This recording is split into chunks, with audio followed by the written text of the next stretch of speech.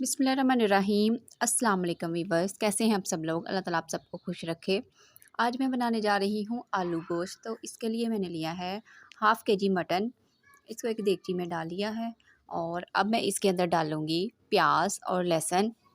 2 normal size के प्याज लिए थे और 10-12 जवे लहसुन के लिए हैं और इनको छील के तो साबुत ही लहसुन डाल दूँगी। ये गोश्त के साथ ही गल जाएगा, इसको कूट के डालने की ज़रूरत नहीं है, ठीक है।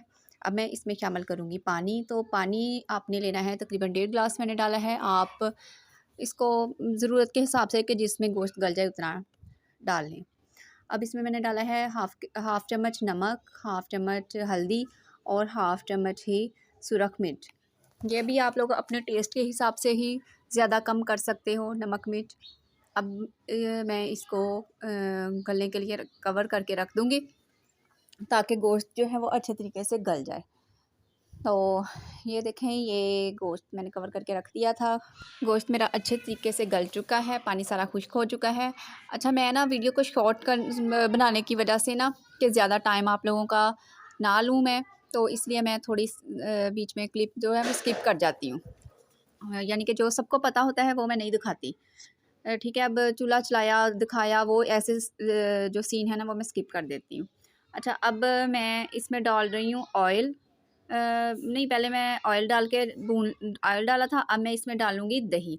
दही डालें या टमाटर डालें, 4-5 चम्मच दही के फेंट के डाले हैं और इसको अब मैं भूनूँगी और इसके साथ ही अब मैं इसमें शामिल करूँगी आलू। तो आलू भी इसमें शामिल करके तो इसको थोड़ा-सा फ्राई करूँगी।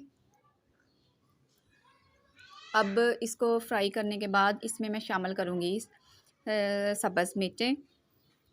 ये देखिए, ये मसाला मेरा भुन रहा है अच्छे तरीके से।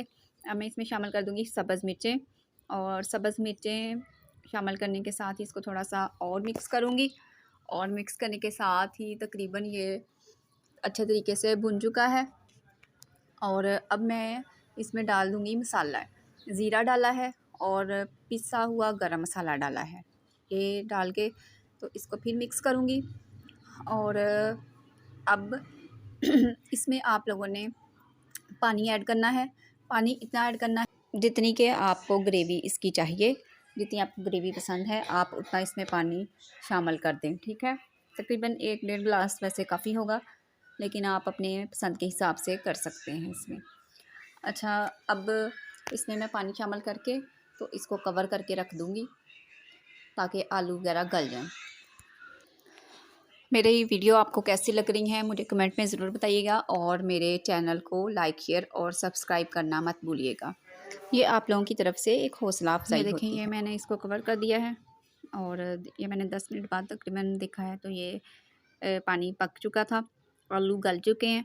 आलूओं को आपने तोड़ के देख लेना है, चेक कर लेना है कि आलू गल गए हैं, तो बस फिर ये सालन तैयार है। और ये देखें, ये इसकी फ़ाइनल लुक और बना के मुझे कमेंट में बताइएगा कि कैसा बना। अगली वीडियो तक के लिए अल्लाह हाफ़िज़।